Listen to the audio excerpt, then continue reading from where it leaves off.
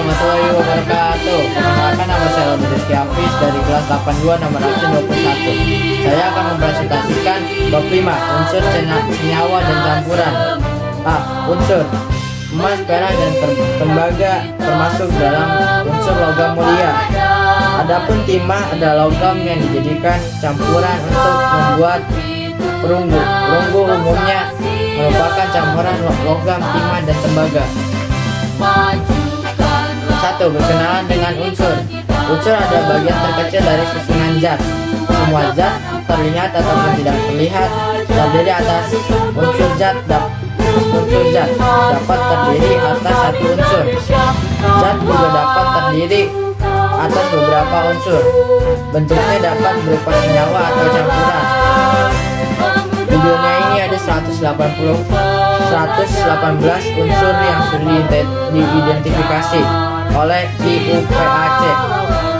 Berikut beberapa contoh nama dan simbol unsur. Karbon, kalsium, klorin. Simbol unsur karbon C, kalsium Ca, klorin Cl. Ilmuwan telah mengidentifikasi 118 unsur, 94 unsur alami, dan 24 unsur sintetis atau buatan. Berdasarkan sifat fisika dan kimia suatu unsur, ada 3 kelompok besar yang utama, yaitu logam, non-logam, dan metaloid. Metaloid adalah unsur yang memiliki sifat antara logam dan non-logam. A. Sifat-sifat unsur logam. Logam dikenal sebagai zat yang sangat kuat dan keras. Namun logam juga mudah ditempa dan dibentuk sesuai kebutuhan. Hampir semua unsur logam berwujud padat. Air raksa merkuri. Unsur unik ini adalah salah satunya golongan unsur logam yang berwujud cair pada semu ruang. B. Sifat-sifat unsur non-logam. Unsur non-logam yang berwujud padat, ia mudah rapuh, tidak dapat ditempa atau dibentuk, titik lidi dan titik leleh rendah.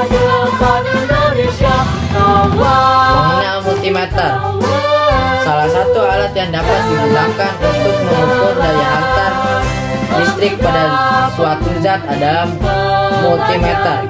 Ampermeter digunakan untuk mengukur kuat arus, voltmeter digunakan untuk mengukur tegangan, ohmmeter digunakan untuk mengukur hambatan.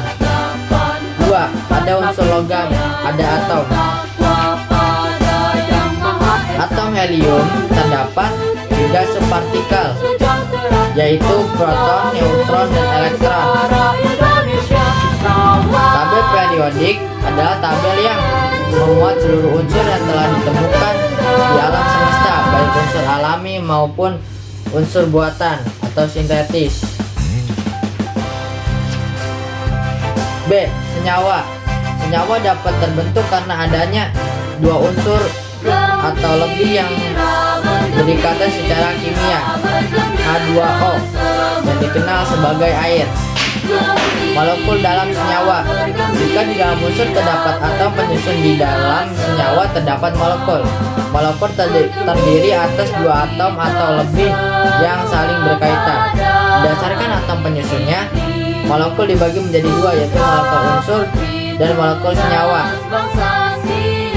Molekul unsur adalah molekul yang atom penyusunnya berasal dari unsur yang sama, misalnya Cl, klorin, O2 oksigen, dan O3 ozon.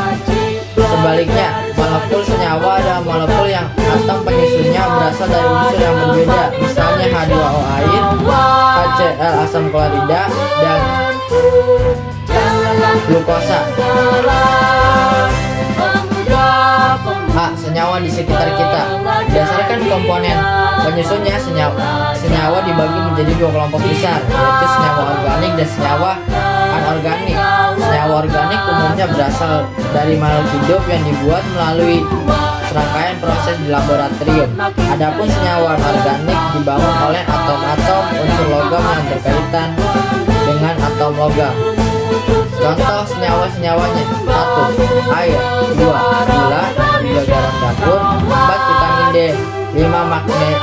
kalsium hidroksida. C. Campuran. 1. Apakah itu campuran? Campuran terdiri atas 2 atau lebih zat yang tidak membentuk zat baru. Mengenal campuran sangat mudah. Setumpuk sampah di rumahmu adalah campuran. Ia berasal dari berbagai zat yang berkumpul menjadi satu. A. Larutan. Larutan merupakan jenis campuran yang paling mudah dikenali. Terbentuk dari zat yang dilarutkan ke dalam zat pelarutnya. Contoh air soda. B. Suspensi. Campuran antara air dan pasir disebut sebagai larutan, tetapi suspensi. C. Koloid. Campuran koloid merupakan jenis campuran di antara larutan dan suspensi. 2. Memisahkan campuran. Memisah campuran dilakukan untuk berbagai tujuan.